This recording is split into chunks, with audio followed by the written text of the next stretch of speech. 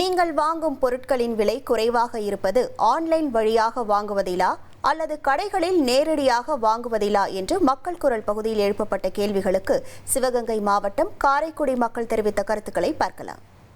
ஷோரூம்னா நம்ம அந்த பொருள் குவாலிட்டி எல்லாம் உடனே பார்த்து தரமாக இருக்கா இல்லையா அப்படிங்கிறத பார்த்து வாங்கிடலாம். ஆன்லைனில் போடும்போது என்ன ஆகுதுன்னா, நம்ம இப்போ பொருள் பார்க்கும்போது பலன்னு இருக்குது. பார்க்கும்போது சரி ஆர்டர் பண்ணி வந்தோம்னா இங்கே அது குவாலிட்டி கம்மியாகவும் இருக்குது. சில சமயம் மாற்றி அனுப்பி விட்றாங்க. அதனால் அதை பெரும் தொந்தரவுகள் அதிகமாக இருக்குது. என்னை பொறுத்த வரைக்கும் ஆன்லைனில் வாங்குறது தான் பெஸ்ட்டுன்னு நினைக்கிறேன். ஏன்னா நிறைய ஆப்ஷன் இருக்குது நமக்கு.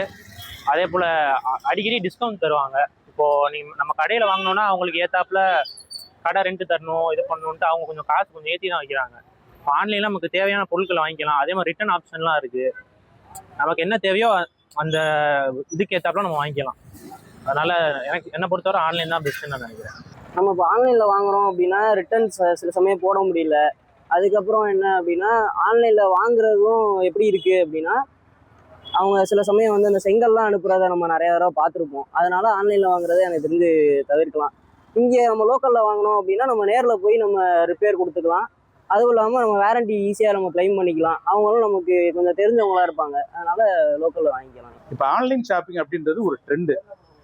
இந்த ட்ரெண்டுக்கு நம்ம உண்மையிலே நம்ம எல்லாருமே அடிக்ட் ஆகிட்டோம் அப்படின்ற மாதிரி தான் நம்ம சொல்ல முடியும். என்ன காரணம்னு கேட்டிங்கன்னா, அந்த ஆன்லைனில் காட்டக்கூடிய அந்த ப்ராடக்ட் கொஞ்சம் அந்த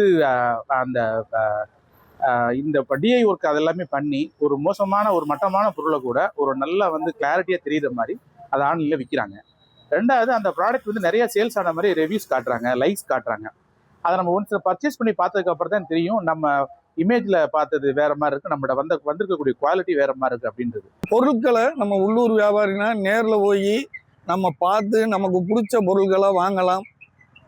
நாளை பின்னா அதுலேயே எதுவும் டிஸ்பியூட் வந்தால் கூட திருப்பி அவங்ககிட்ட போய் கொடுத்து மாற்றிக்கிறதுக்கான வாய்ப்புகளும் நமக்கு உண்டு ஆன்லைனில். ஏன்னா நாங்கள்லாம் நிறைய ஏமாந்துருக்கோம். பேக் பார்த்தீங்கன்னா 800 ரூபாய்க்கு பேக் போடுவாங்க. அவங்க ஃபோட்டோ பார்த்தீங்கன்னா அவ்வளோ கலர்ஃபுல்லாக இருக்கும். ஆனால் நேரில் வரும்போது இங்கே லோக்கலில் வாங்கும்போது அந்த பேக் 300 ரூபா பேக் அங்கே 800 ரூபா கொடுத்து வாங்குற மாதிரி இருக்குது.